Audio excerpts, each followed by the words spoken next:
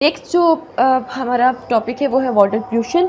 Water pollution क्या होता है, वाटर पोल्यूशन क्यों हो रहा है, वो हम पढ़ेंगे।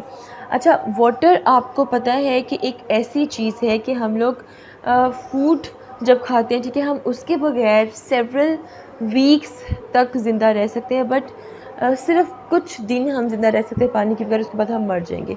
तो वाटर इज़ वेरी कंपल्सरी है, लेकिन जो वाटर पोल्यूट होता जा रहा है, इससे जो हमारी लाइफ है वो बहुत ज़्यादा इफ़ेक्ट होती जा रही है। वाटर पोल्यूशन होती क्या है, पहले आप सबसे पहले इसकी डेफिनेशन लिखोगे, लेकिन अगर इससे पहले कोई अच्छी सी क्यूटेशन लिख दो तो अच्छे मार्क्स मिल जाएंगे आपको। Okay, water pollution when harmful and toxic waste, chemicals or other particles enter water bodies, get dissolved in them, lies suspended in water or get deposited on the bed, resulting in the degradation of quality of water। मतलब जब आपके पानी में देखो, आपके देखो जैसे हमारी लाइफ की एक क्वालिटी होती है, बिल्कुल इस तरह पानी की भी एक क्वालिटी होती है। तो जब आपके पानी में कोई केमिकल, कोई वेस्ट प्रोडक्ट, कोई पार्टिकल ऐड हो जाएगा, पानी में शामिल हो जाएगा, ठीक है, इसमें उसकी पानी में उसकी सस्पेंशन हो जाएगी, वो बिखर जाएगा पानी में। इसके अलावा उसकी डेपोजिशन हो जाएगी पानी के, तो इससे क्या होगा कि जो आपके वाटर की जो क्वालिटी है वो तबाह हो जाएगी। और इसी चीज़ को क्या कहते हैं, वाटर पोल्यूशन। मतलब कि आपके पानी में कोई इम्प्योरिटी जो सी है वो ऐड हो गई है। अब क्रूशियल क्वेश्चन ये है कि वाटर पोल्यूशन की कॉजेज़ क्या हैं, ऐसी कौन सी चीज़ें हैं जो वाटर पोल्यूशन कॉज करती हैं। तो यहाँ पे मेरे पास 3 चीज़ें यहाँ पर लिखी हैं। सबसे पहले हम देखते हैं नेचुरल एक्टिविटीज़ को देखते हैं। नेचुरल एक्टिविटीज़ में सबसे पहले हम कहेंगे natural activities involves such as volcano eruption. Volcanic eruption का भी मैं आप लोगों को अलग से एक टॉपिक पढ़ाऊंगी। वोल्केनिक इरप्शन क्या होता है, लावा मतलब ज़मीन फटती है और लावा बाहर आता है। जैसे ही लावा बाहर आता है तो वो आपके, अगर आपके इर्द गिर्द कोई वाटर बॉडी उसमें भी शामिल हो सकता है। तो इट्स मीन कि आपके पानी में कोई impurity through volcanic eruption add हो रही है। वोल्केनिक इरप्शन ह्यूमन एक्टिविटीज़ की वजह से तो नहीं होती, वोल्केनिक इरप्शन एक नेचुरल प्रोसेस है। Then animal waste. अब एनिमल जो जैसे कि मतलब कि हर लिविंग ऑर्गेनिज्म जो है वो मतलब कि पास आउट करते हैं वेस्ट मटेरियल को, बिल्कुल इस तरह एनिमल्स भी वेस्ट अपना पास आउट करते हैं। तो ये भी एक नेचुरल प्रोसेस है, इससे भी वाटर पोल्यूट होता है। फ़र्ज़ करो कि जो कोई एनिमल मूव कर रहा है, किसी लेक्स के पास है, किसी रिवर के पास है, ठीक है, तो वहाँ पे उसने वेस्ट अपना मतलब जो है वो मतलब फ़र्ज़ करो वेस्ट वहाँ पर करके वो आगे चला गया है। तो पानी अगर वहाँ पर आया है किनारे पे और उस वेस्ट को उसने अपने अंदर शामिल कर लिया, तो इट्स मीन कि जो वाटर वो आपका पोल्यूट हो गया। Alga Bloom, algae Bloom, algal Bloom भी इसको आप कह सकते हो। एल्जी ब्लूम बेसिकली क्या होता है कि जब इस प्रोसेस को अच्छी तरह से अंडरस्टैंड कर लेना, एल्जी ब्लूम होता है कि जब आपके पानी में फर्टिलाइज़र्स ऐड हो जाते हैं। जैसे कि फ़र्ज़ करो कि बारिश हुई है और आपने ऑलरेडी अपनी ज़मीन को, अपनी सॉइल को फर्टिलाइज़र्स वहाँ पे ऐड किए हुए हैं।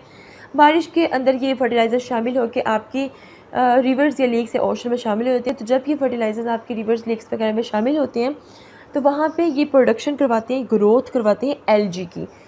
इतनी ज़्यादा एल्गी ग्रो होना शुरू हो जाती है कि आपके रिवर के ऊपर एक ग्रीन कलर की लेयर आ जाती है, जिसको आप लोग एल्गी ब्लूम कहते हो, ठीक है। आपने अक्सर ये देखा होगा कि मतलब पानी खड़ा हुआ है बट उसके ऊपर सब्ज़ रंग की एल्गी जो सी ठीक है वो मतलब कि फ़्लो कर रही होती है। आपने कभी ऐसा कुछ देखा है? जी मैम, आपको भी कलर कार गई है? नहीं। उधर की जो लेक है उसके ऊपर सारा यही हुआ है। अच्छा अच्छा, ठीक है। अच्छा, इसके अलावा देखा है मैंने सर। ठीक है, फिर तो अच्छा हो गया ना, फिर समझ आ रही हूँ कि मैं क्या पढ़ा रही हूँ। देन आ जाएगा residue from storms and flood.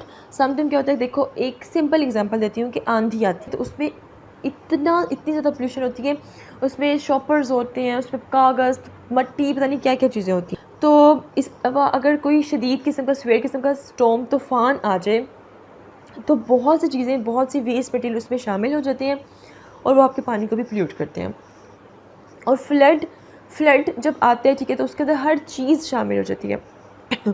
ये थे आपकी नेचुरल एक्टिविटीज़। अब हम बात करते हैं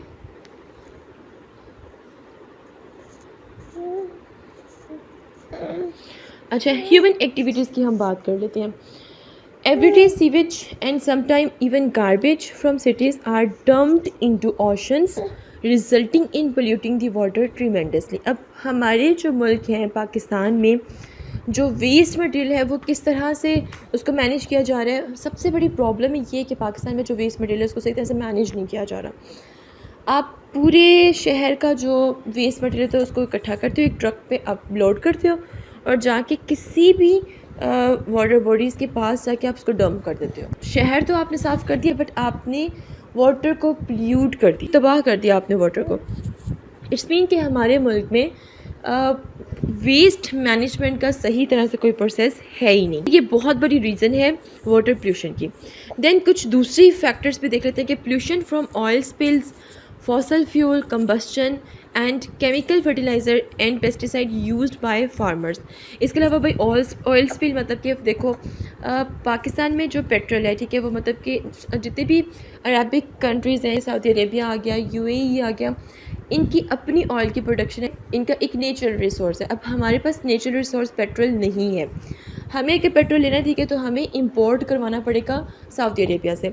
तो अब सऊदी अरेबिया से जब हम इंपोर्ट करवा रहे हैं, ठीक है, तो अगर फ़र्ज़ करो कि जिस टैंक में हमने इंपोर्ट करवाया और अगर वो रास्ते में वो जो टैंक है वो उल्ट गया है, आपके समंदर के थ्रू पानी आ रहा है, तो आपका सारा का सारा जो पानी है, ठीक है, वो आपका पोल्यूट हो जाएगा। नेक्स्ट है जी मैंने कहा जी फॉइल, तो इसको कहते हैं ऑयल स्पिल, कि आपका जो ऑयल है वो स्पिल हो जाता है। Fossil fuel combustion, fossil fuel मैंने आपको बताया था कि जो इंडिया है वो अपनी सबसे ज़्यादा जो इलेक्ट्रिसिटी है वो किससे प्रोड्यूस करे, कोल से, मतलब कोयला जलता है। इसके अलावा हमारे मुल्क में भी ऑयल कोल की कंबस्शन होती है, ठीक है, गैस की कंबस्शन होती है, पेट्रोल बर्निंग होती है। तो ये सब चीज़ें जो सी हैं, ठीक है, ये क्या करती हैं, आपके वाटर को पोल्यूट करती हैं। केमिकल फर्टिलाइज़र किस तरह पोल्यूट करती हैं, रेन के थ्रू जो फर्टिलाइज़र्स है वो रेन में मिक्स होते हैं, ठीक है, और उसके बाद आपके वाटर को पोल्यूट कर देते हैं। देन है जी इसके अलावा डिफरेंट पेस्टिसाइड्स जो होते हैं कि वो फार्मर्स यूज़ करते हैं। पेस्टिसाइड आप क्यों यूज़ करते हो कि फ़र्ज़ करो कि आपकी फ़सलों में लग गया अगर कीड़ा, तो उन फसलों को बचाने के लिए उस कीड़े से आपके जो फार्मर्स है पेस्टिसाइड यूज़ करते हैं। अब ये जो पेस्टिसाइड्स हैं ये भी वाटर के साथ मिक्स होकर आपके जो मतलब कि मेन वाटर बॉडीज़ हैं उनके अंदर भी शामिल हो सकती हैं। तो ये हैं जी कुछ फैक्टर्स, कुछ रीजंस, कुछ कॉजेज़ वाटर पोल्यूशन की। All this factors eventually damage the ecosystem, threatening life on earth. ये जो सारे फैक्टर्स हैं ये आपकी इकोसिस्टम को तबाह कर रहे हैं और एक तरह से आपकी जो लाइफ है, ठीक है, वो ख़तरे में पड़ रही है।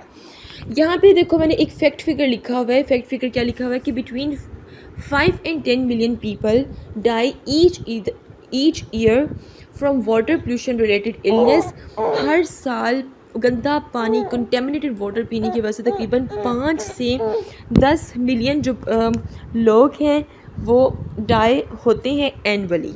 ठीक है, यहाँ तक क्लियर हो गया। इसके अलावा अब हम देखते हैं कि क्या टाइप्स हैं वाटर पोल्यूशन की। देखो वाटर जो सा है वो एक नेचुरल सॉल्वेंट है। पानी जो सा है वो अपने अंदर हर चीज़ को मिक्स कर लेते हैं। अब कुछ जो चीज़ें होती हैं वो पार्शली पानी में डिज़ोल्व होती हैं और जो कुछ चीज़ें होती हैं वो कम्प्लीटली पानी में डिज़ोल्व होती हैं। तो on the basis of chemical की बेस पे, मतलब कौन से केमिकल पार्शली पानी में डिज़ोल्व हो रहे हैं और कौन से केमिकल कम्प्लीटली पानी में डिज़ोल्व हो रहे हैं, उस बेस पे वाटर पोल्यूशन की टाइप्स यहाँ पर हम डिस्कस करते हैं। तो सबसे पहले है जी सस्पेंडेड सॉलिड्स, जिनको आप अनडिज़ोल्व्ड सॉलिड्स भी कहते हो। मतलब ये कुछ इस तरह के सॉलिड्स, इस तरह के पोल्यूटेंट्स हम डिस्कस करेंगे जो पानी में डिज़ोल्व नहीं होते हैं। फिर कुछ ऐसे पोल्यूटेंट्स की हम बात करेंगे जो पानी में डिज़ोल्व हो जाते हैं। तो सबसे पहला जो सस्पेंडेड सॉलिड, मतलब जो अनडिज़ोल्व सॉलिड है, उसमें आपका पेट्रोलियम आ जाएगा। आपको पता है कि हम लोग हर जगह पेट्रोल यूज़ कर रहे हैं, ट्रांसपोर्ट में पेट्रोल यूज़ हो रहे हैं, ठीक है, हर जगह पेट्रोल आप लोग यूज़ कर रहे हो, ठीक है। पेट्रोल में हाइड्रोकार्बन्स प्रेजेंट होते हैं और ये जो हाइड्रोकार्बन्स होते हैं ये ऑर्गेनिजम्स को डिफेक्ट करते हैं। ये पेट्रोल आपके पानी में किस तरह शामिल होते हैं, एक्सीडेंटल ऑयल स्पिल, अचानक से कोई एक्सीडेंट हो गया, ठीक है, तो ऑयल स्पिल हो गया, leakage from cargo oil tanker in sea, इसके अलावा फ़र्ज़ करो जो ऑयल टैंकर आपका एक मुल्क से दूसरे मुल्क में जा रहा है वो उसकी लीकेज होगी तो पानी में हो गया।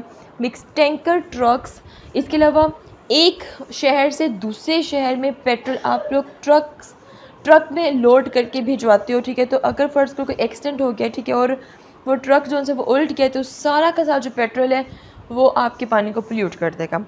इसके अलावा pipeline leakage during offshore exploration, ये एक बहुत बड़ा रीज़न है। समटाइम एक सिटी से दूसरी सिटी में जो पेट्रोल है, ठीक है, वो मतलब कि पाइपलाइन के थ्रू भी ट्रांसफ़र किया जाता है, ठीक है। तो पाइपलाइन की लीकेज की वजह से भी जो वाटर है, ठीक है, वो पोल्यूट हो जाता है। लीकेज अंडरग्राउंड स्टोरेज टैंक्स, जो अंडरग्राउंड टैंक स्टोरेज हैं पेट्रोल की, ठीक है, उनकी अगर लीकेज हो जाए तो वो भी आपके पानी के साथ शामिल होती है। और अब जब ये जो चीज़ें हैं, ये जो पेट्रोल है जब आपके पानी में शामिल होता है तो ये उसमें अनडिज़ोल्व रहता है, मतलब कि सस्पेंडेड, मतलब कि आप एक गिलास पानी उसमें आप ऑयल ऐड कर दो, आप उसको जितना मर्ज़ी मिक्स करते जाओ ना, तो थोड़ी देर बाद क्या होगा, जो ऑयल होगा, ठीक है, वो उसके ऊपर फिर से आ जाएगा। तो यही जो केस है ये पेट्रोल के साथ भी होता है, क्योंकि उसमें पानी में डिज़ोल्व नहीं होता बट उसकी क्वालिटी को ख़राब करता है, उसके टेक्सचर को ख़राब कर देता है।